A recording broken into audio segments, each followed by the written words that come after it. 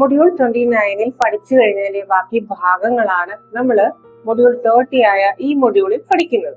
ഈ മൊഡ്യൂളിൽ പ്രധാനമായി വിശദമാക്കുന്നത് പ്രിൻസസ് കട്ട് ബ്ലൗസിന്റെ പ്രിൻസസ് കട്ട് എന്ന് പറയുന്ന ഭാഗം, അതായത് ഫ്രണ്ട് ഭാഗം എങ്ങനെയാണ് കൃത്യമായി കട്ട് ചെയ്യേണ്ടതെന്നും ഏതെല്ലാം അളവുകളിലാണ് ടക്കുകളെ അറേഞ്ച് ചെയ്യേണ്ടതും എന്നൊക്കെയാണ്. അതുപോലെ തന്നെ ഈ ടക്കുകളുടെ ഇടയിൽ നിന്ന് നമ്മൾ അല്പം ക്ലോത്ത് കട്ട് ചെയ്ത് മാറ്റുന്നുണ്ട്. ഇത് ഏതെല്ലാം അളവുകളിലൊക്കെയാണ് കട്ട് ചെയ്ത് മാറ്റേണ്ടത്, ഏതെല്ലാം രീതികളിലാണ് വരകളൊക്കെ വരേണ്ടത് എന്നൊക്കെയാണ് വിശദമാക്കിയിരിക്കുന്നത്. അതുപോലെ തന്നെ പ്രിൻസസ് കട്ടിനെ എങ്ങനെയാണ് ജോയിൻ ചെയ്യേണ്ടത് എന്നും കൂടി വിശദമാക്കുന്നുണ്ട്. അത് മാത്രമല്ല കഴിഞ്ഞ ക്ലാസ്സിൽ കട്ട് ചെയ്തതിന്റെ ബാക്കി ഭാഗങ്ങൾ കൂടി, അതായത് ഒരു ബ്ലൗസിന്റെ മുഴുവൻ കട്ടിങ്ങും ഇതിൽ ഉൾപ്പെടുത്തിയിട്ടുണ്ട്.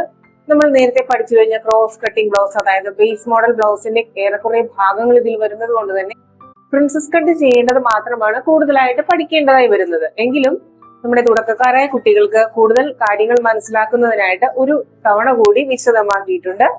നിങ്ങളുടെ കൈവശമുള്ള അളവുകളിൽ നിന്ന് എങ്ങനെയെല്ലാമാണ് തയ്യൽ തുമ്പുകൾ കൂട്ടേണ്ടതെന്നും ഏതെല്ലാം രീതിയിലാണ് കട്ട് ചെയ്ത് സ്റ്റിച്ച് ചെയ്യേണ്ടതെന്നും ഒക്കെയാണ് വിശദമാക്കിയിരിക്കുന്നത്. അപ്പൊ നമുക്ക് ഒട്ടും സമയം കളയാതെ ഇന്നത്തെ ക്ലാസ്സിലേക്ക് പോവാം. അങ്ങനെ നമ്മൾ ബ്ലൗസിന്റെ ബാക്ക് കട്ട് ചെയ്തു, ഇവിടെ പോയിന്റ് ചെയ്തിട്ടുണ്ട്, ഇവിടെയും പോയിന്റ് ചെയ്തിട്ടുണ്ട്. ഇനി നമുക്ക് ചെയ്യേണ്ടത് എന്താണെന്ന് നമുക്കറിയാം. നേരത്തെ നമ്മൾ സ്ലീവ് എടുക്കുവാനായിട്ട് എടുത്ത ഭാഗം തന്നെ തിരിച്ചു കൊണ്ടുവരിക. അങ്ങനെയാണ് നമ്മൾ ക്രോസ് കട്ടിംഗ് ബ്ലൗസ് പഠിച്ചിരുന്നതെന്ന് ഓർക്കുക. അപ്പോൾ നമുക്കിവിടെ ഇനി ചെയ്യേണ്ടത് നമ്മുടെ ബാക്ക് പീസിനെ മാറ്റി വെച്ചുകൊണ്ട്, ഇതുവരെ നമ്മൾ ചെയ്തിരുന്നത് ഈ ഫോൾഡ് ഭാഗത്തായിരുന്നു സ്ലീവ് ഇട്ടിയതും നമ്മുടെ അടുത്തേക്ക് മുട്ടിക്കിടക്കുന്ന രീതിയിൽ ചെയ്തിരുന്നത് ഈ ഫോൾഡ് ഭാഗമായിരുന്നു. അതുപോലെ ബാക്ക് പീസും ഫോൾഡ് ഭാഗമായിരുന്നു. ഇനി ചെയ്യേണ്ടത് നമുക്ക് ഓപ്പൺ ആയിട്ടുള്ള ഭാഗം, അതായത് ഫോൾഡ് ഭാഗത്തിൻ്റെ ഓപ്പോസിറ്റ് നമ്മൾ സ്ലീവ് ഇട്ടിയതിൻ്റെ ഈ ഭാഗം എടുത്ത് നമ്മുടെ നേരെ ഇടുക. ഇങ്ങനെയാണ് ഇട്ടിരിക്കുന്നത്. അപ്പോൾ ഇനി നമ്മൾ ക്രോസ് വയ്ക്കുന്നത് എങ്ങനെയാണ് എന്നൊക്കെ നമ്മൾ പഠിച്ചിരുന്നു. ക്രോസ് കട്ടിങ് നമുക്കറിയാം, ക്ലോത്തിനെ ഇങ്ങനെ വലിച്ചു നോക്കുമ്പോൾ കിട്ടുന്ന ഈ ഭാഗമാണ് ശരിയായ ക്രോസ്. ഒരിക്കലും ഇങ്ങനെ വലിക്കുന്നത് ശരിയായ ക്രോസ് അല്ല എന്നൊക്കെ നമ്മൾ അന്നത്തെ ക്ലാസ്സിൽ പഠിച്ചിരുന്നതാണ്. അപ്പോൾ നമുക്കിനി ചെയ്യേണ്ടത് എന്താണ്? ഇവിടെ ഇതുപോലെ കൊണ്ടുവന്ന് വയ്ക്കുക. വെച്ചതിന് ശേഷം ബാക്ക് പീസിനെ നമ്മൾ ഇങ്ങോട്ട് ഇടുന്നതാണ്. ഇങ്ങോട്ട് ഇടുമ്പോൾ ശ്രദ്ധിക്കേണ്ടതാണ് നേരത്തെ പറഞ്ഞ ക്രോസ് ഇടേണ്ട രീതി. നമ്മൾ ഇങ്ങനെ മാത്രം ചരിച്ചാണ് വെക്കുന്നതെങ്കിൽ ശരിയായ ക്രോസ് ആയിരിക്കില്ല. നമ്മുടെ യാണുകൾ ഇങ്ങനെ ഒരു സൈഡ് ചെരിവിലേക്ക് മാത്രമാണ് വരുന്നത്. നേരെ മറിച്ച് നമുക്ക് ക്രോസ് വരേണ്ടത് എങ്ങനെയാണ്? യാണുകൾ ഇങ്ങനെയും ഇങ്ങനെയും ഈക്വലായി പോകുമ്പോൾ മാത്രമാണ് അത് കറക്റ്റ് ക്രോസ് ആവുന്നത്. എന്നാൽ മാത്രമാണ് നമ്മുടെ ബോഡിയിൽ ഉദ്ദേശിക്കുന്ന ഭംഗിയോടുകൂടി ഏത് ഡ്രസ്സും ക്രോസ് എന്ന് പറഞ്ഞത് കിടക്കുന്നുള്ളൂ. ഇല്ലാത്ത പക്ഷം ചെറിയൊരു വലിവ് നമുക്ക് ഷോൾഡറിന്റെ ഭാഗത്ത് ഫീൽ ചെയ്യുന്നതാണ്. അപ്പോൾ ഇങ്ങനെ ഇട്ട് കഴിഞ്ഞാൽ വരുന്നത് ചെറിയൊരു ചരിഞ്ഞ യാണുകൾ ചെറുതായിട്ട് ചരിയുമെന്ന് മാത്രമേ ഉള്ളൂ, ക്രോസ് ആയിട്ട് വരില്ല എന്നുള്ള കാര്യം പ്രത്യേകം ശ്രദ്ധിക്കുക. എങ്ങനെയാണ് ഇടേണ്ടത്? ഇതുപോലെ നമ്മുടെ ഈ ഭാഗം ഇങ്ങനെ ചരിച്ചു വെച്ചുകൊണ്ട് ഇങ്ങനെ ഇടുമ്പോഴാണ്, അതായത് ഈ ഭാഗത്ത് ഇത്രയെങ്കിലും ക്ലോത്ത് നിങ്ങൾക്ക് കിട്ടുന്ന രീതിയിലായിരിക്കും ഇടുന്നത്. നേരത്തെ നമ്മൾ ഇട്ടത് എങ്ങനെയാണ്? ഇങ്ങനെയാണ്. അപ്പോൾ ഇവിടെ നമുക്ക് ക്ലോത്ത് കുറഞ്ഞാണ് പോകുന്നത്. ഫാബ്രിക് കുറവ് കയ്യിലുള്ളവർക്ക് ചിലപ്പോൾ ഇതേ ചെയ്യാൻ സാധിക്കുകയുള്ളൂ. എങ്കിലും ശരിയായ ക്രോസ് എന്താണ് എന്നുള്ളതാണ് നിങ്ങളെ ഞാൻ മനസ്സിലാക്കി തന്നിട്ടുള്ളത്. അപ്പോൾ ഇങ്ങനെ തന്നെ ഇടുക. ഇടുന്ന സമയത്ത് നമ്മൾ ശ്രദ്ധിക്കേണ്ടത് എന്താണ്? ഇവിടെയും നമുക്ക് ആവശ്യത്തിന് ക്ലോത്ത് ഉണ്ടായിരിക്കുക. അതുപോലെ ഈ ഭാഗത്തും കൃത്യമായിട്ട് നമുക്ക് കിട്ടുന്നതായിരിക്കണം. ഈ ഭാഗത്തെല്ലാം ഉണ്ടായിരിക്കും. ഇത് ഈ രീതിയിലാണ് നിങ്ങൾ ഇടുന്നതെങ്കിൽ ഉണ്ടായിരിക്കും. അപ്പോൾ ഇനി ചെയ്യേണ്ടത് എന്താണ്? നമ്മൾ ഈ ഭാഗത്ത് മുകളിലേക്ക് അല്പം ഉയർത്തി വരയ്ക്കുന്നത് നമ്മുടെ ബാക്ക് നെക്കിനേക്കാൾ കൂടുതലായിട്ട് ഉയർത്തി തന്നെ വരയ്ക്കുക. അതിനുശേഷം നമ്മൾ കഴുത്തിന്റെ ഈ ഭാഗത്ത് ഇവിടെ അറ്റത്തേക്ക് പോകേണ്ട ആവശ്യമില്ല. കാരണം ഇത് 9.25 ഞാൻ എടുത്തിരിക്കുന്നത്. നിങ്ങൾ എത്രയാണോ ഇറക്കി വരച്ചിരിക്കുന്നത് ഒന്നും ഇവിടെ നോക്കേണ്ട ആവശ്യമില്ല. നമുക്കിവിടെ ചെറിയൊരു അടയാളം കിട്ടിയാൽ മതിയാവും. കാരണം നമുക്ക് ഫ്രണ്ടിലെ കഴുത്ത് വേറൊരു രീതിയിലാണ് വരുന്നത്. അപ്പോൾ ഇത്രയും മാത്രം വരച്ചു. അതിനുശേഷം പിന്നീട് വരയ്ക്കുന്നത് ഷോൾഡറാണ്. ഷോൾഡർ വരച്ചു. പിന്നീട് നമ്മൾ ആം ഹോളിൻ്റെ ആ വെട്ടിപ്പോന്നിരിക്കുന്ന ഭാഗത്തുകൂടി അതേപോലെ തന്നെ വരയ്ക്കുക. വരയ്ക്കുമ്പോൾ നിങ്ങൾ ശ്രദ്ധിക്കേണ്ട മറ്റൊരു കാര്യം എന്താണെന്ന് വെച്ചാൽ, നമ്മൾ ചെസ്റ്റിൻ്റെ 4 അടയാളപ്പെടുത്തിയിരിക്കുന്ന ആ പോയിന്റിനെ അതുപോലെ തന്നെ വരയ്ക്കുക. ഇപ്പുറത്തേക്കും വരയ്ക്കുക. പിന്നീട് ചെയ്യേണ്ടത്, ഇവിടെ നമ്മൾ എടുത്തിരിക്കുന്ന ചരിവിനെ നിങ്ങൾ നേരെ തന്നെയാക്കി വരയ്ക്കുക. അതായത് നിങ്ങൾ ചരിവിനെ എടുക്കാതിരിക്കുക എന്ന് പറയുന്നതിന് കാരണമുണ്ട്. നമുക്കിവിടെ ടക്ക് വരുമ്പോൾ നോർമലി നമുക്കിവിടെയുള്ള ഫാബ്രിക് കുറച്ച് അകത്തേക്ക് സ്റ്റിച്ച് ചെയ്ത് പോകുന്നതാണ്. അപ്പോൾ അതുകൊണ്ട് നമ്മൾ ഈ ഭാഗത്ത് മാത്രം ചരിവെടുക്കാതെ നേരെയാണ് എടുക്കുന്നത്. ഇങ്ങനെയായിരിക്കും ഇത് വരുന്നത്. എന്നിട്ട് നമ്മൾ ഈ ഭാഗത്ത് നിന്ന് ബാക്ക് പീസിനെ മാറ്റുന്നു. ഇനി നമുക്ക് ഫ്രണ്ട് ഭാഗത്തെ അളവുകൾ എടുക്കാം. ആദ്യം നമുക്ക് കഴുത്തിറക്കമാണ് എടുക്കേണ്ടത്. അപ്പോൾ കഴുത്തിറക്കം എന്ന് പറയുന്നത് നിങ്ങൾ എടുത്തിരിക്കുന്നത് എത്രയാണ് എന്ന് നോക്കുക. എനിക്കിവിടെ ആവശ്യം 6.5 6.5യോടുകൂടി 4 ഇഞ്ച് മാത്രം കൂട്ടി 6.25 ഞാനിവിടെ പോയിന്റ് ചെയ്യുന്നത്. പോയിന്റ് ചെയ്യുന്നുണ്ടെങ്കിലും ഡാർക്ക് ചെയ്യുന്നില്ല. കാരണം നമുക്ക് നോക്കേണ്ടത് എന്താണ്, ഈ ഭാഗത്ത് നിന്ന് ഇങ്ങോട്ടേക്ക് നമ്മൾ മുകളിൽ എടുത്തിരിക്കുന്ന, അതായത് ബാക്കിൽ മുകളിൽ എടുത്തിരിക്കുന്ന അതേ അളവ് തന്നെയാണ് ഫ്രണ്ടിലും മുകളിലും താഴെയുമായി വരുന്നതെന്ന് നമ്മൾ കഴിഞ്ഞ ബ്ലൗസിൻ്റെ ക്ലാസ്സിലൊക്കെ പറഞ്ഞിട്ടുള്ളതാണ്. അപ്പോൾ ഇവിടെ ഒരിക്കലും നിങ്ങൾ വീതി കൂട്ടി എടുക്കരുത്. ഈ മുകളിലേക്ക് നമ്മൾ എക്സ്ട്രാ കൊണ്ടുപോയിരിക്കുന്ന ഈ ലൈനിൽ നിന്നായിരിക്കണം കഴുത്ത് വീതി നിങ്ങൾ ഇങ്ങോട്ട് അടയാളപ്പെടുത്തേണ്ടത്. അപ്പോൾ ഇവിടെ നിന്ന് എത്രയാണ് നമുക്ക് വേണ്ടത്, 2 തന്നെ ആയിരിക്കണം. ഞാനിവിടെ എടുത്തിരിക്കുന്നത് 2 ആ 2 തന്നെയാണ് ഞാനിവിടെ എടുക്കുന്നത്. നിങ്ങൾ എത്രയാണോ എടുത്തിരിക്കുന്നത് അത്രയും തന്നെ നിങ്ങൾ കൃത്യമാക്കി മാർക്ക് ചെയ്യുക. ഒരിക്കലും നിങ്ങൾ ബാക്കിൽ വിട്ട് കൂട്ടിയതിനനുസരിച്ചോ അല്ലെങ്കിൽ അവിടെ നിന്ന് ഇങ്ങോട്ടോ എടുക്കരുത്. ഈ വര നമ്മൾ സൈഡിലുള്ള വര, അതായത് നെക്കിൻ്റെ ഭാഗത്ത് വരുന്ന വര നമ്മൾ ഉയർത്തി വരച്ചിട്ടുണ്ട്. ആ വരയിൽ നിന്ന് തന്നെ ആയിരിക്കണം ഉള്ളിലേക്ക് എടുക്കേണ്ടത്. ഒരിക്കലും അവിടെ നിന്ന് ഇങ്ങോട്ട് എടുക്കരുത് എന്നുള്ള കാര്യം പ്രത്യേകം ശ്രദ്ധിക്കുക. എന്നിട്ട് ഈ 2 ഇഞ്ച് ഞാനിവിടെ മാർക്ക് ചെയ്തതിനെ ജോയിൻ ചെയ്ത് വരയ്ക്കുന്നു. അപ്പോൾ നമ്മൾ കഴുത്തിറക്കത്തിൻ്റെ കൂടെ ബാക്കിലും ഫ്രണ്ടിലും കൂട്ടിയിരിക്കുന്നത് 4 ഇഞ്ച് മാത്രമാണ് എന്നുള്ള കാര്യം കൂടെ ഓർക്കുക. അതിനുശേഷം ഇതിനെ ഞാൻ ചേർത്ത് വരയ്ക്കുന്നുണ്ട്. ഇനി നമ്മൾ ചെയ്യുന്നത് എന്താണ്, അല്പം പുറത്തേക്കാണ് ഫ്രണ്ടിലെ നെക്ക് നമ്മൾ വരയ്ക്കുന്നത്. അതായത് കഴുത്തിന് വി ഷേപ്പ് പോലെയൊന്നും വരാതിരിക്കുവാൻ വേണ്ടിയിട്ടും ഭംഗി കൂട്ടുവാൻ വേണ്ടിയിട്ടുമാണ് ഇത് ചെയ്യുന്നതെന്ന് നമ്മൾ പഠിച്ചിട്ടുണ്ട്. അപ്പോൾ അതുപോലെ തന്നെ വരയ്ക്കാം. അതായത് ഇത് മുകളിൽ നിന്ന് വരച്ച് തുടങ്ങുമെങ്കിലും താഴെ ഈ ഭാഗത്തേക്ക് വരുമ്പോൾ, അതായത് കഴുത്തിൻ്റെ ഏകദേശം പകുതി ഭാഗത്തേക്ക് വരുമ്പോൾ നിങ്ങൾക്ക് എത്രയാണോ വിട്ട് വേണ്ടത് അതിനനുസരിച്ച് ഇതിനെ ഈ രീതിയിൽ വരയ്ക്കുക. വരയ്ക്കുമ്പോൾ ഒരു കാര്യം ശ്രദ്ധിക്കുക, നമ്മുടെ ബാക്ക് നെക്കിൽ വരച്ചതുപോലെ ഈ കോർണറിൽ നിന്ന് 1/2 ഇഞ്ച് അല്ല എടുത്തിരിക്കുന്നത്. അല്പം മുകളിൽ നിന്ന് തന്നെ അത് ഉള്ളിലേക്ക് കയറാനുള്ള ഒരു ഇത് കാണിച്ചിട്ടുണ്ട്. കാരണം താഴേക്ക് ഇറങ്ങും തോറും നമ്മുടെ ഇന്നർ പുറത്ത് കാണുവാനുള്ള സാധ്യത കൂടുതലാണെന്നൊക്കെ നമ്മൾ പറഞ്ഞിട്ടുണ്ട്. അപ്പോൾ നിങ്ങൾ ഇവിടെ നിന്ന് ഇങ്ങനെ വരച്ച് തുടങ്ങുമെങ്കിലും ഏകദേശം 3/2 ഭാഗമാകുമ്പോൾ തന്നെ വീതി കൂട്ടി വരയ്ക്കുക. അതിനുശേഷം പെട്ടെന്ന് തന്നെ താഴേക്ക് ഇറങ്ങാതെ ഈ ഭാഗത്ത് എത്തുമ്പോൾ തന്നെ ഇങ്ങോട്ടേക്ക്, അതായത് നമ്മുടെ ഫോൾഡ് ഭാഗം വരുന്ന ഈ ഭാഗത്തേക്ക്, അല്ലെങ്കിൽ നമ്മുടെ വണ്ണത്തിൻ്റെ ഈ വശത്തുള്ള ഭാഗം തീരുന്ന ഭാഗത്തേക്ക് ചേർത്ത് വരയ്ക്കുക. ഒരിക്കലും താഴേക്ക് ഇങ്ങനെ ഇറക്കി വരയ്ക്കരുത്. കാരണം ഇന്നർ ഉറപ്പായും പുറത്ത് കാണും. അതുകൊണ്ട് ശ്രദ്ധിച്ചു വേണം ഈ ഭാഗം ഒന്ന് വരയ്ക്കുവാൻ. ഇനി നമുക്ക് വേണ്ടത് എന്താണ്, അടുത്ത മെഷർമെന്റ് കട്ടിംഗ് ലെങ്ത് ആണ്. കട്ടിംഗ് ലെങ്ത് എന്ന് പറയുന്നത് നമ്മൾ CL എന്ന് പറഞ്ഞാണ് എഴുതിയിടുന്നത്. നമുക്കിവിടെ ആവശ്യം എത്രയാണോ അതിൻ്റെ കൂടെ 3/4 ഇഞ്ചാണ് തയ്യൽ തുമ്പായിട്ട് കൂട്ടിയിടേണ്ടത്. അപ്പോൾ നമുക്ക് എത്രയാണോ വേണ്ടത് അതിൻ്റെ കൂടെ 3/4 ഇഞ്ച് കൂടെ തയ്യൽ തുമ്പ് കൂട്ടി അടയാളപ്പെടുത്തുക. ഇവിടെ കറക്റ്റ് ഷോൾഡറിൻ്റെ സെൻറ്ററിൽ കൊണ്ടുവന്ന് വെച്ചിട്ടാണ് അടയാളപ്പെടുത്തേണ്ടത് എന്നുള്ള കാര്യം ഓർക്കുക. നിങ്ങൾ തയ്യൽ തുമ്പ് എടുക്കേണ്ടത് 3/4 ഇഞ്ചാണെന്നുള്ള കാര്യം മാത്രം ശ്രദ്ധിക്കുക. ഇനി നമുക്ക് വേണ്ട അടുത്ത അളവ് എന്താണ്, നേരത്തെ പറഞ്ഞതുപോലെ നമ്മുടെ നെക്കിൻ്റെ താഴെ നിന്ന് നിങ്ങൾക്ക് എത്രയാണോ ആവശ്യം മെഷർ ചെയ്തിരിക്കുന്നത് അതിൻ്റെ കൂടെ 1 ഇഞ്ച് കൂട്ടിയിട്ടുള്ള മെഷർമെൻ്റ് ആണ്. അപ്പോൾ അത് എത്രയാണ് എന്ന് നിങ്ങൾ തന്നെ നോക്കുക. നോക്കിയതിന് ശേഷം അതിനോടുകൂടി 1 ഇഞ്ച് കൂട്ടിയുള്ള അളവ് നിങ്ങളിവിടെ മാർക്ക് ചെയ്തിടുക. അതുപോലെ തന്നെ നമുക്ക് ഈ സൈഡിലും ആവശ്യമുണ്ട്. അത് എത്രയാണെന്ന് നോക്കുക. അതിൻ്റെ അളവിനോടുകൂടി 1 ഇഞ്ച് കൂട്ടി ഇവിടെയും മാർക്ക് ചെയ്യാം. അത് മാർക്ക് ചെയ്തു. മാർക്ക് ചെയ്തതിന് ശേഷം പിന്നീട് ചെയ്യേണ്ടത് എന്താണ്, നമുക്ക് ഈ 3 വരകളെയും തമ്മിൽ യോജിപ്പിച്ച് കട്ടിങ്ങിൻ്റെ അടിയിലുള്ള ഷേപ്പ് വരച്ചിടുക. ഇതാണ് നമുക്കിനി ചെയ്യാനുള്ളത്. നമുക്ക് വരയ്ക്കാം. നിങ്ങൾ വരയ്ക്കുന്ന സമയത്ത് ഒരിക്കലും തുണി നമ്മൾ അനക്കുവാൻ പാടില്ല എന്നാണ് പഠിച്ചിട്ടുള്ളത്. അതുപോലെ തന്നെ ചെയ്യുക. ഇതുപോലെ തന്നെ നിങ്ങൾ സൈഡിലെ അടിഭാഗത്തെ ഷേപ്പ് ഇതുപോലെ വരയ്ക്കാം. ഇപ്പോൾ നമുക്ക് ഈ അടിഭാഗത്തുള്ള ഷേപ്പ് നമുക്ക് കിട്ടിക്കഴിഞ്ഞു. ഓരോരുത്തരുടെയും ബസ്റ്റിൻ്റെ ഇറക്കം, സൈസ് എന്നതിനെ ഡിപ്പെൻഡ് ചെയ്തിരിക്കും ഈ ഷേപ്പ് വരുന്നതെന്ന് നമ്മൾ പഠിച്ചിട്ടുണ്ട്. അപ്പോൾ അത് ഒന്നുകൂടി ഒന്ന് ഡാർക്ക് ചെയ്ത് കാണിക്കാം. നിങ്ങൾ ഒറ്റ വര വരയ്ക്കരുത്, ഡോട്ട്സ് ഇട്ട് തന്നെ വരയ്ക്കാൻ ശ്രദ്ധിക്കുക.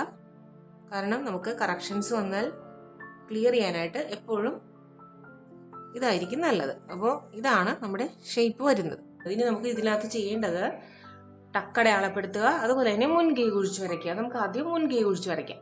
1.5 ഇഞ്ച് അലവൻസിൽ മുട്ടാതെ നമ്മുടെ ചെസ്റ്റ് വണ്ണത്തിന്റെ നല്ലൊരു ഭാഗത്ത് നിന്ന് സ്ലീവിൽ വരച്ചതുപോലെ തന്നെ ഈ വളവിലാണ് കൂടുതലായി തയ്യൽ തുമ്പ് നമുക്ക് തുണി പോകേണ്ടത് എന്നുള്ള കാര്യം ഓർക്കുക.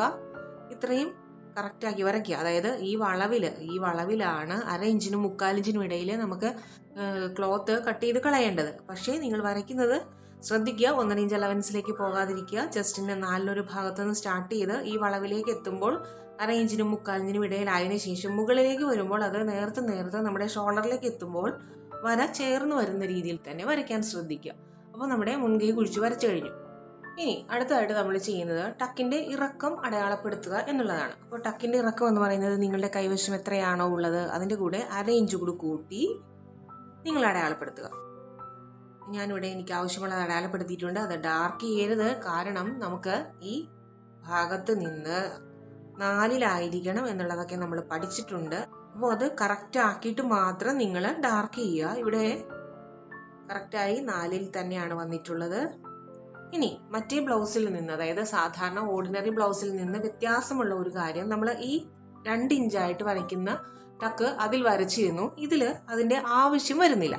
അതായത് ഈ ഭാഗത്ത് നിന്ന് 2 ഇഞ്ചിലേക്ക് ഇതിന് നേരെ നോക്കി നിൽക്കുന്ന രീതിയിലാണ് നമ്മൾ ഓർഡിനറി ബ്ലൗസ്, അതായത് ക്രോസ് കട്ടിങ് ബ്ലൗസിന് 3 ടക്കുള്ള ബ്ലൗസിന് പഠിച്ചത്. അത് നമ്മുടെ ബേസ് മോഡൽ ആയതുകൊണ്ടാണ് നമ്മളത് പഠിച്ചത്.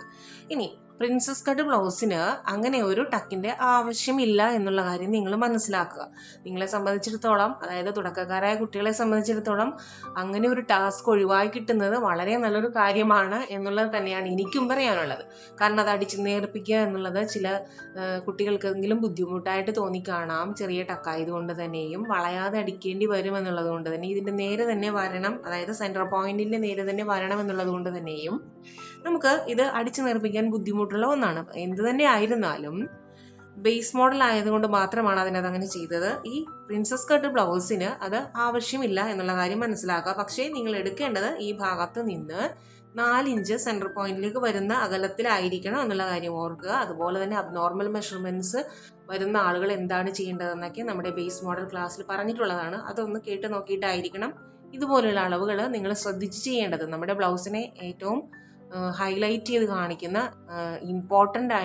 ഏറ്റവും ഇമ്പോർട്ടൻ്റ് ആയിട്ടുള്ളതെന്ന് തന്നെ പറയണം. ഈ ടക്ക് അഥവാ ഡാർട്ട് ആണ് എന്നുള്ള കാര്യം പ്രത്യേകം ശ്രദ്ധിക്കുക. അപ്പോൾ നിങ്ങൾ എടുക്കുന്ന ഈ അളവിനെ ഇങ്ങനെ തന്നെ എടുക്കുക. ഇനി നമ്മൾ എന്താണ് ചെയ്യേണ്ടത്? അടുത്തതായിട്ട് ഈ ഭാഗത്ത് നിന്നും, അതായത് നമ്മുടെ ഈ സൈഡിലുള്ള വര നമ്മൾ താഴത്തേക്ക് ഒരൽപ്പം ഇറക്കി വരയ്ക്കുന്നുണ്ട്.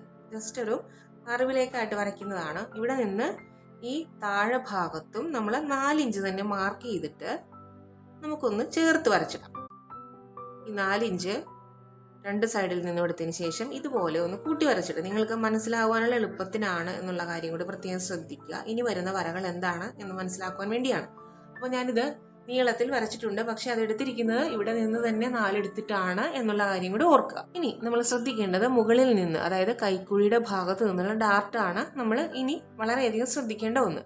അത് ചെയ്യേണ്ടത് എങ്ങനെയാണെന്ന് നമ്മൾ പഠിച്ചിട്ടുണ്ട്. അതായത് നമ്മുടെ ഷോൾഡർ അടിക്കുന്ന ഭാഗത്തെ 1/2 ഇഞ്ചിനെ മാറ്റി നിർത്തിക്കൊണ്ട് ഈ 1.5 ഇഞ്ച് ലൂസിൽ മുട്ടാതെയുള്ള ബാക്കി കൈക്കുഴിയുടെ 1/3 ഭാഗം, അതായത് 2 ഭാഗം ഇപ്പുറത്തും 1 ഭാഗം ഇപ്പുറത്തും നിർത്തിക്കൊണ്ട് ആയിരിക്കണം നമ്മുടെ ടക്ക് കൈക്കുഴിയുടെ ഭാഗത്ത് വരേണ്ടതെന്ന് നമ്മൾ ഓർഡിനറി ബ്ലൗസിന്റെ ക്ലാസ്സിൽ പഠിച്ചിട്ടുള്ളതാണ്. അതുപോലെ തന്നെ ആയിരിക്കണം ഇതിലും നമ്മൾ ചെയ്യേണ്ടത്. അപ്പോൾ ഏകദേശം എത്രയാണോ നിങ്ങൾ അളന്നൊന്നും നോക്കേണ്ട ആവശ്യമില്ല. ഏകദേശം എത്രയാണോ നിങ്ങൾക്ക് വരുന്നത് അതിനെ നിങ്ങളിങ്ങനെ മാർക്ക് ചെയ്തിടുക. മാർക്ക് ചെയ്തിട്ടതിന് ശേഷം ഇതിൻ്റെ നേരെ ഇതിനെ വരച്ചിടുക. മറ്റത് വരച്ചതുപോലെ തന്നെ ഇതും വരയ്ക്കുന്നുണ്ട്. വരച്ചതിന് ശേഷം പിന്നീട് എന്താണ് ചെയ്യേണ്ടത്? ഇതിനെ നമുക്ക് ഇങ്ങനെ ഒരു ഷേപ്പിലായിരിക്കും നിങ്ങൾക്ക് കിട്ടുന്നത്. ഇനിയാണ് നമ്മൾ ചെയ്യേണ്ട ചില കാര്യങ്ങൾ. അതായത് നമുക്ക് ഈ 2 ഭാഗത്തേക്കും എത്രയാണ് വേണ്ടത്? 1/2 ഇഞ്ചിനും 3/4 ഇഞ്ചിനും ഇടയിലാണ് ടക്കിന്റെ ഉള്ളളവ് വരുന്നത്. അപ്പോൾ നമുക്ക് അത് ആദ്യം അടയാളപ്പെടുത്തിയിടാം. 1/2 ഇഞ്ചിനും 3/4 ഇഞ്ചിനും ഇടയിലുള്ള പോയിന്റിലേക്ക് ഇവിടെ 2 ഭാഗത്തും അടയാളപ്പെടുത്തുന്നുണ്ട്. അതായത് 1/2 ഇഞ്ച് കഴിഞ്ഞ് തൊട്ടടുത്ത പോയിന്റിലായിരിക്കണം എന്നുള്ള കാര്യം ശ്രദ്ധിക്കും. ഇനി അടുത്തതായിട്ട് നമ്മൾ ചെയ്യേണ്ടത് എന്താണ്? ഈ താഴെ നമുക്ക് ടക്കിന്റെ ഇറക്കത്തിന്റെ ഭാഗത്ത് 2 ഇഞ്ചാണ് നമ്മൾ എടുക്കുന്നത്. ഈ 2 ഇഞ്ചിനെ ഇങ്ങോട്ടും ഇങ്ങോട്ടുമാക്കി മാർക്ക് ചെയ്യുക. ഈ 2 ഇഞ്ചിലാണ് നമ്മൾ സ്റ്റിച്ച് ചെയ്യുന്നത്. അപ്പോൾ നമുക്ക് പോകേണ്ടത് എന്താണ്? 2 ഇഞ്ചിന്റെ ഉള്ളിലാണ്. അതിനുശേഷം പിന്നീട് നിങ്ങൾ ചെയ്യേണ്ടത് എന്താണ്? ഈ സെന്റർ പോയിന്റിന്റെ 2 സൈഡിലേക്കും 1/2 ഇഞ്ച് വീതം മാർക്ക് ചെയ്തിടുക. 2 സൈഡിലേക്ക്, അതായത് സെന്റർ പോയിന്റിന്റെ ഈ ഭാഗത്തേക്കും ഈ ഭാഗത്തേക്കും 1/2 ഇഞ്ച് വീതം മാർക്ക് ചെയ്തിടുക. എന്നിട്ട് ഇതുപോലെ ഇതിനെ ജോയിന്റ് ചെയ്ത് വരയ്ക്കുക. രണ്ടിനെയും ജോയിന്റ് ചെയ്ത് വരയ്ക്കുക. വരയ്ക്കുമ്പോൾ ഇതുപോലെ 2 ഷേപ്പിലായിരിക്കും കിട്ടുന്നത്. അത് ഞാൻ നേരത്തെ പറഞ്ഞതുപോലെ ഓരോരുത്തരുടെയും ബസ്റ്റിന്റെ ഇറക്കവും സൈസും അനുസരിച്ച് വ്യത്യാസങ്ങളുണ്ടാവും. അതെന്തൊക്കെയാണ് ചെയ്യേണ്ടതെന്നൊക്കെ നമ്മൾ പറഞ്ഞിരുന്നു. അതിനുശേഷം പിന്നീട് ചെയ്യേണ്ടത്, ഇപ്പോൾ നമ്മൾ വരച്ചിരിക്കുന്ന ഈ പോയിന്റിൽ നിന്ന് മുകളിലെ പോയിന്റിലേക്ക് ചേർത്ത് വരയ്ക്കും.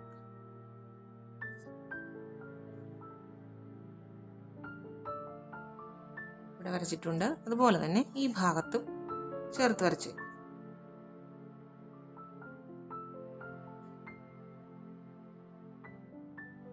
ഇത്രയുമാണ് നമുക്ക് ടക്ക് അടയാളപ്പെടുത്തുന്ന സമയത്ത് വരകൾ വരേണ്ടത്. ഇനി മറ്റൊരു കാര്യം ശ്രദ്ധിക്കാനുള്ളത്, നമുക്ക് ആദ്യം ഇതിന്റെ നെക്ക്, ഷോൾഡർ, മുൻകൈ കുഴിച്ചു വെട്ടിയത്, ഇത്രയും ഭാഗം കട്ട് ചെയ്തെടുത്തതിന് ശേഷം ഇനി എന്താണ് ചെയ്യേണ്ടതെന്ന് നമുക്ക് നോക്കാം.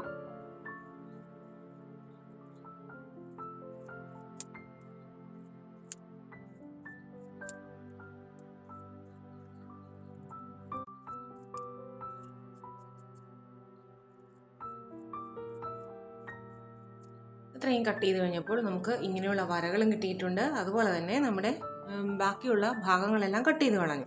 ഇനി നമ്മൾ ഏറ്റവും ഇമ്പോർട്ടൻ്റ് ആയിട്ട് ചെയ്യേണ്ടത്, നമ്മുടെ ചെസ്റ്റിൻ്റെ നല്ലൊരു ഭാഗം അടയാളപ്പെടുത്തിയിരിക്കുന്ന ഈ പോയിന്റിനെ ഇതുപോലെ തന്നെ ഫ്രണ്ട് ഭാഗം ചെസ്റ്റിൻ്റെ പോയിന്റ് അറിയാൻ വേണ്ടിയിട്ട് ആദ്യമേ തന്നെ നിങ്ങൾ കട്ട് ചെയ്ത് മാറ്റുക.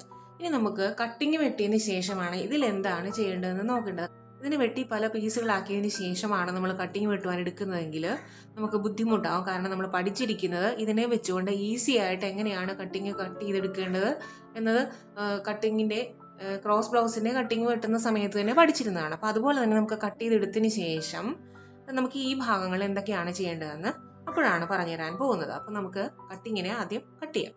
അതായത് ക്രോസ് നമ്മൾ കട്ട് ചെയ്ത ഭാഗത്തെ നേരെയാണ്, അതേ ഭാഗത്തെ തുണി തന്നെ നേരെയാണ് നമ്മൾ കൊണ്ടുവന്നിട്ടിരിക്കുന്നത്.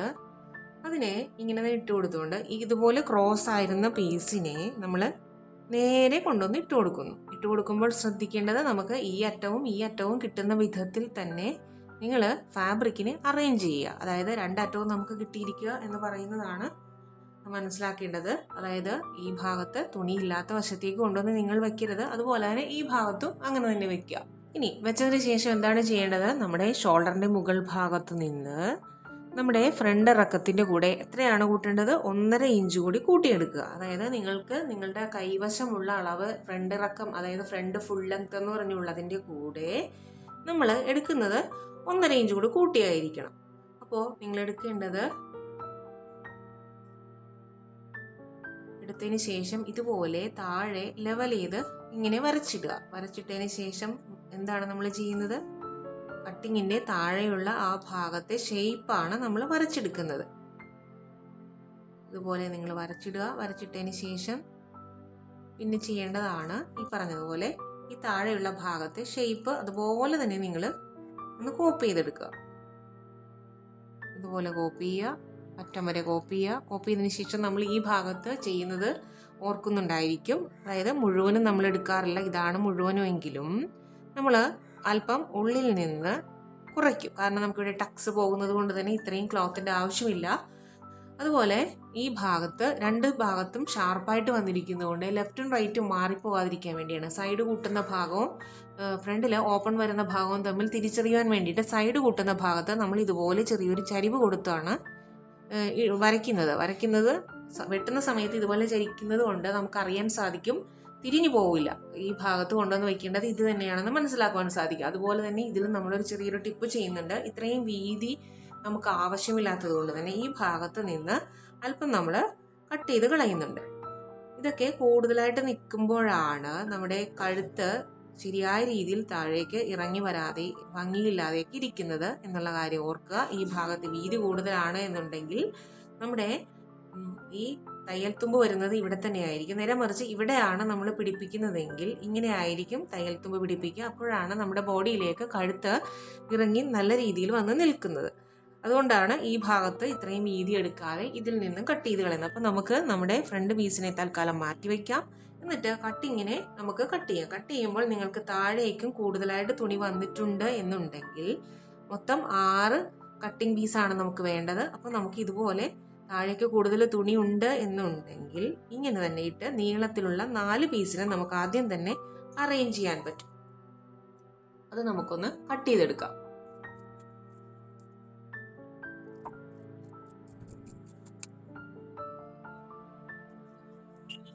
ഇനി നമ്മളിവിടെ കട്ട് ചെയ്യുന്നത് ബാക്കി 2 പീസ് കൂടിയാണ്. അത് നിങ്ങൾക്ക് ഇതുപോലെ തുണി വട്ടമാണ് വരുന്നതെങ്കിലും വിഷയമില്ല, കാരണം നമുക്ക് അകത്തേക്ക് അത് മറിച്ച് ചെയ്യാവുന്നതാണ്. അതുകൊണ്ട് അതിനെ കൂടി നിങ്ങളൊന്ന് ഇതുപോലെ കട്ട് ചെയ്തെടുക്കുക. ഇനി വീണ്ടും നമ്മൾ നമ്മുടെ പ്രിൻസസ് കട്ടിലേക്ക് വരുന്നു. ഇത് എന്തിനു വേണ്ടിയാണ് മാറ്റി വെച്ചത് എന്ന് നിങ്ങൾക്കിപ്പോൾ മനസ്സിലായി കാണും. കട്ടിങ് വെട്ടിയെടുക്കാൻ എളുപ്പത്തിന് വേണ്ടിയിട്ടാണ്. നമ്മൾ നേരെ മറിച്ച് ഇതിനെ പല പല കഷ്ണങ്ങളാക്കി കഴിഞ്ഞാൽ നിങ്ങൾക്കത് ബുദ്ധിമുട്ടാവും. അതുകൊണ്ട് നമ്മൾ കട്ടിങ് വെട്ടിയതിന് ശേഷമാണ് ഇപ്പോൾ ഈ ചെയ്യാൻ പോകുന്ന കാര്യങ്ങൾ ചെയ്യേണ്ടത്. ഇനി നമ്മൾ ചെയ്യേണ്ടത് ഇതിൻ്റെ ഉള്ളിൽ നിന്ന് പീസിനെയൊക്കെ കട്ട് ചെയ്ത് കളഞ്ഞ് നമുക്ക് സ്റ്റിച്ചിങ് അലവൻസ് മാത്രമാക്കിക്കൊണ്ട് ഇതിനെ നമ്മൾ കട്ട് ചെയ്യാൻ പോകുന്നതാണ്. അതായത് നമുക്ക് ആവശ്യമായി വരുന്ന തയ്യൽ തുമ്പെന്ന് പറയുന്നത് 1/2 ഇഞ്ചിനും 1/4 ഇഞ്ചിനും ഇടയിലുള്ള തയ്യൽ തുമ്പ് മതിയാവും. അപ്പോൾ അത്രയും മാത്രം നിർത്തിക്കൊണ്ട് നമുക്ക് ഉള്ളിൽ നിന്ന് ഇതിനെ ആവശ്യമില്ലാത്ത ക്ലോത്തിനെ കട്ട് ചെയ്ത് മാറ്റുകയാണ് ചെയ്യുന്നത്. അപ്പോൾ അതാദ്യം നമുക്ക് എങ്ങനെയാണ് കട്ട് ചെയ്യാൻ നോക്കാം. ആദ്യം ഈ ഭാഗത്തുള്ള സ്റ്റിച്ചിങ് അലവൻസ് ആണ് ഞാൻ നിർത്തിക്കൊണ്ട് കട്ട് ചെയ്യുന്നത് എന്നുള്ള കാര്യം പ്രത്യേകം ശ്രദ്ധിക്കുക. അതുകൂടാതെ ഒരു കാര്യം ശ്രദ്ധിക്കേണ്ടത്, നമ്മൾ ഈ 2 അറ്റത്തും സെൻറ്റർ പോയിന്റ് ഇതാണ് എന്ന് മനസ്സിലാക്കാനായിട്ട് ഇതുപോലെ ഒരടയാളം ഇട്ട് കൊടുത്തേക്കുക. കാരണം നമുക്കത് ആവശ്യമായി വരുന്നത് എന്തിനാണ് എന്നുള്ളത് ഇപ്പോൾ മനസ്സിലാവുന്നതാണ്. നമ്മളിവിടെ നിർത്തിക്കൊണ്ട് തയ്യൽ തുമ്പിനെ മാത്രം നിർത്തിക്കൊണ്ട് ഉള്ളിൽ നിന്ന് കട്ട് ചെയ്ത് കളയുന്നു. ഇപ്പോൾ ഒരു ഭാഗം മാറിക്കഴിഞ്ഞു. ഇനി അടുത്തത് ഇതാണ്. ഇവിടെയും ഇതുപോലെ നമുക്ക് ഇതല്ല വേണ്ടത് എന്നുള്ള കാര്യം പ്രത്യേകം ശ്രദ്ധിക്കുക. നമുക്ക് വരച്ചിരിക്കുന്ന വര ആവശ്യമുള്ളത് ഇതാണ്. അത് നമുക്ക് സ്റ്റിച്ച് വരേണ്ടതാണ് എന്നുള്ളതും കൂടി ഓർക്കുക. എന്നിട്ട് നിങ്ങൾ ഇവിടെയും അതുപോലെ തന്നെ തയ്യൽ തുമ്പിനെ നിർത്തിക്കൊണ്ട് ഇങ്ങനെ കട്ട് ചെയ്യുക.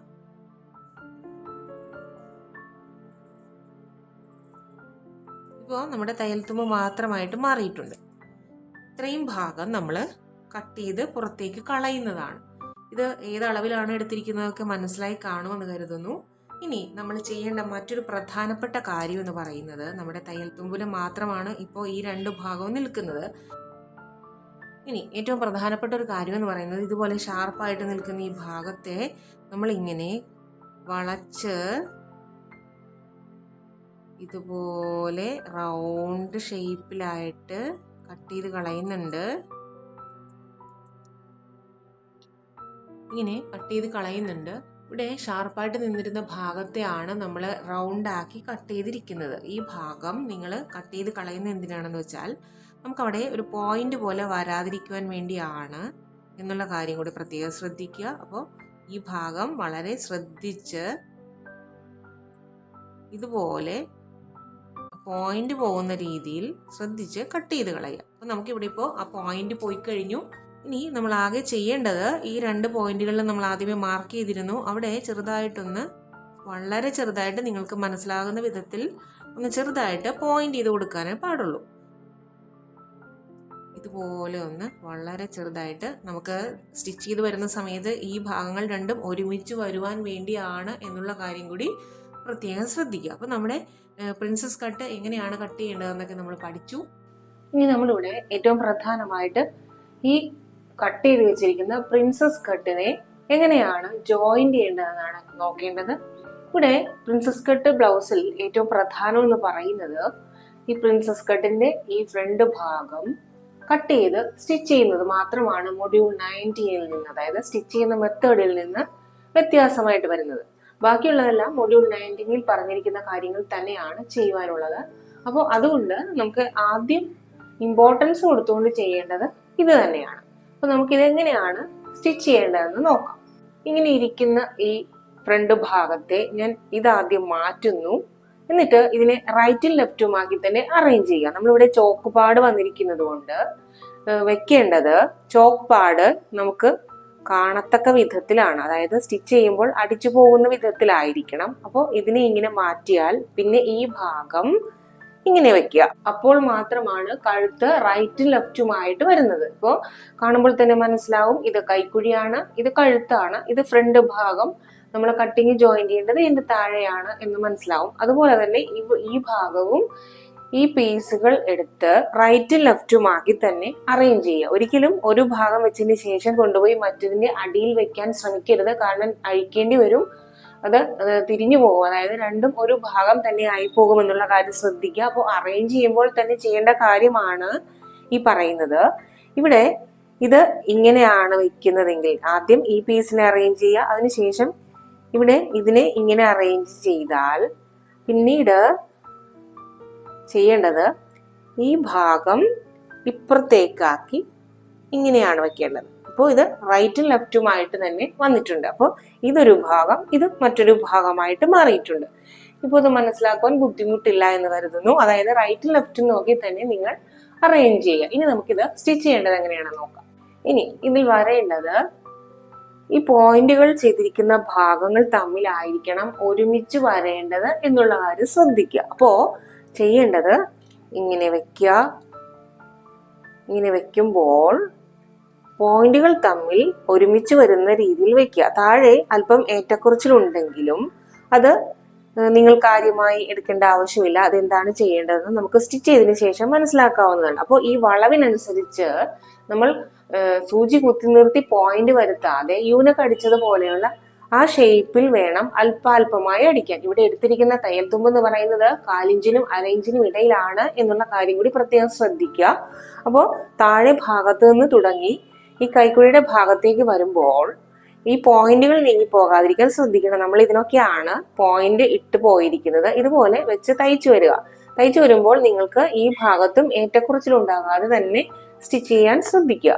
അതായത് ഈ കൈക്കുഴിയുടെ ഭാഗത്തും അതുപോലെ പോയിന്റുകളും തമ്മിൽ നീങ്ങി പോകാതെ താഴെ അല്പം ഏറ്റക്കുറച്ചിൽ വന്നാലും കുഴപ്പമില്ല. ഈ രണ്ട് ഭാഗങ്ങൾ, കൈക്കുഴിയുടെ ഭാഗവും ഈ പോയിന്റ് ഇട്ടിരിക്കുന്ന ഭാഗവും ഈക്വലായി തന്നെ വരാനായി ശ്രദ്ധിക്കുക. അപ്പൊ നമുക്കിത് രണ്ട് ഭാഗം റൈറ്റും ലെഫ്റ്റും കൃത്യമാക്കി തന്നെ സ്റ്റിച്ച് ചെയ്തിട്ട് വരാം.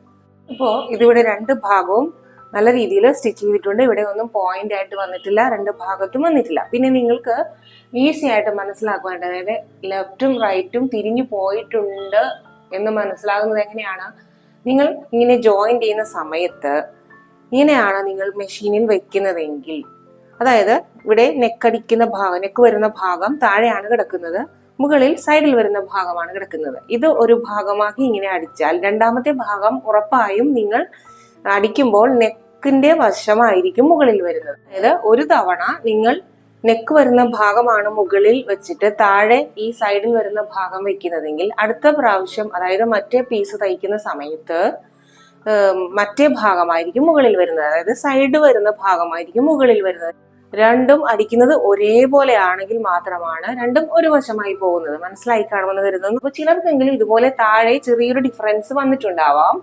ഈ ഡിഫറൻസ് നമുക്ക് മുകളിൽ വരുന്നെങ്കിൽ നമുക്ക് കട്ട് ചെയ്ത് കളയാൻ സാധിക്കില്ല. കാരണം നമ്മളിവിടെ കൈക്കുഴിയാക്കി കറക്റ്റ് അളവിലാക്കി കട്ട് ചെയ്തിരിക്കുന്നത് കൊണ്ട് തന്നെ ഈ ഭാഗത്തുനിന്ന് കട്ട് ചെയ്ത് കളയാൻ പാടില്ലാത്തത് കൊണ്ടാണ് ഇവിടെ നിന്ന് ജോയിന്റ് ചെയ്യുമ്പോൾ ഈ ഭാഗവും ഇവിടെ നമ്മൾ പോയിന്റ് ഇട്ടിരിക്കുന്ന ഭാഗവും മാത്രമാണ് ഈക്വൽ ആയിട്ട് വരേണ്ടത്. താഴെ അല്പം വ്യത്യാസം വന്നാലും കുഴപ്പമില്ല എന്ന് പറയുന്നത്. ഇനി നമുക്ക് അതിനെ എങ്ങനെയാണ് കട്ട് ചെയ്ത് കളയേണ്ടതെന്ന് നോക്കാം. ഇവിടെ കട്ട് ചെയ്ത് കളയുമ്പോൾ നിങ്ങൾ ശ്രദ്ധിക്കേണ്ട ഒരു കാര്യം, ഈ ഭാഗത്ത്, അതായത് സൈഡ് ജോയിന്റ് ചെയ്യുന്ന ഭാഗത്ത് നിന്ന് നമുക്ക് ഫാബ്രിക് നഷ്ടപ്പെട്ടു പോകാൻ പാടുള്ളതല്ല.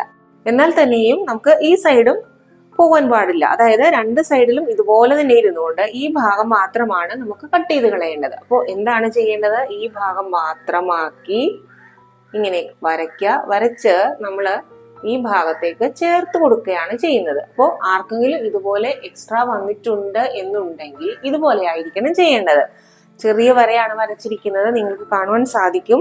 ഈ കട്ട് ചെയ്ത് പോകുന്നത് നിങ്ങൾക്ക് മനസ്സിലാക്കുവാനും സാധിക്കും. അതായത് ഈ ഒരു ഷേപ്പിൽ ഇങ്ങനെ കട്ട് ചെയ്ത് ഈ അറ്റത്തേക്ക് വരുമ്പോൾ നമ്മൾ ക്ലോത്തിനെ കട്ട് ചെയ്ത് കളയാൻ പാടുള്ളതല്ല. ഇപ്പൊ നമുക്കിത് ലെവലായി കഴിഞ്ഞു. ഇതുപോലെ തന്നെ ആയിരിക്കണം മറ്റേ സൈഡിൽ കട്ട് ചെയ്യേണ്ടത്. ഇനി അവസാനമായിട്ട് നമുക്കൊരു കാര്യം ചെയ്യുവാനുള്ളത്, നമ്മളിവിടെ ഈ അടിച്ചിരിക്കുന്ന ഭാഗത്ത് തയ്യൽ തുമ്പുകളെ ഇടയ്ക്കിടയ്ക്ക് ഒന്ന് ചെറുതായി കട്ട് ചെയ്ത് കൊടുക്കുക. കാരണം ഇത് നീളത്തിലുള്ള തയ്യലായതുകൊണ്ട് തന്നെ ഫിനിഷിങ്ങിൽ പ്രശ്നങ്ങളൊന്നും വരുത്താതിരിക്കുവാൻ വേണ്ടിയിട്ടാണ് ഇങ്ങനെ ഇടയ്ക്കിടയ്ക്ക് നമ്മൾ നെക്ക് കട്ട് ചെയ്യുന്ന പോലെ ചെയ്യുന്നത്. ഇതുപോലെ തന്നെ രണ്ട് ഭാഗത്തും ചെയ്യുക. അതിനുശേഷം പിന്നീട് നമുക്ക് ചെയ്യേണ്ടത് നമ്മളെ സാധാരണ മൊഡ്യൂൾ 19 പറഞ്ഞിരിക്കുന്ന കാര്യങ്ങളൊക്കെ തന്നെയാണ്. അതുകൊണ്ട് അതിനെക്കുറിച്ച് ഈ മൊഡ്യൂളിൽ നമ്മൾ വിശദീകരിക്കുന്നില്ല. ഇത്രയും കൊണ്ടാണ് നമ്മുടെ പ്രിൻസസ് കട്ട് ബ്ലൗസിന്റെ സ്റ്റിച്ചിങ്ങും അതുപോലെ തന്നെ പ്രധാനപ്പെട്ട കട്ടിങ്ങും ഒക്കെ പഠിച്ചു കഴിഞ്ഞു. ഇനി ചെയ്യേണ്ടത് മൊഡ്യൂൾ 19 അനുസരിച്ചുള്ള കാര്യങ്ങളാണ്. ഏറ്റവും പ്രധാനപ്പെട്ടതെന്ന് പറയുന്നത് പ്രിൻസസ് കട്ട് ബ്ലൗസിന്റെ ഫ്രണ്ട് ഭാഗം എങ്ങനെയാണ് ടക്കടിക്കേണ്ടതെന്നാണ്. അത് നമ്മൾ പഠിച്ചു കഴിഞ്ഞു. ഇന്നത്തെ ഈ മൊഡ്യൂളോടുകൂടി പ്രിൻസസ് കട്ട് ബ്ലൗസിന്റെ തിയറിയും പ്രാക്ടിക്കലും അടങ്ങുന്ന ഈ ക്ലാസ്സുകൾ അവസാനിക്കുകയാണ്. ബിഗിനേഴ്സിനായിട്ട് പ്രത്യേക കരുതലോടുകൂടി ചിട്ടപ്പെടുത്തിയ ക്ലാസ്സുകളായതുകൊണ്ട് തന്നെ നിങ്ങൾക്ക് നിങ്ങളുടെ സംശയങ്ങളെല്ലാം മാറ്റിവെച്ചുകൊണ്ട് തന്നെ കൃത്യമായി സ്റ്റിച്ച് ചെയ്യാൻ സാധിക്കുമെന്ന് വിശ്വസിക്കുന്നു. അപ്പോൾ മറ്റൊരു ഡ്രസ് ഡിസൈനിന്റെ തിയറിയും പ്രാക്ടിക്കലും ഒക്കെയായി അടുത്ത മൊഡ്യൂളിൽ നമുക്ക് കൂട്ടുകൂടാം. Fashion theory with ജസ്റ്റിനോടൊപ്പം.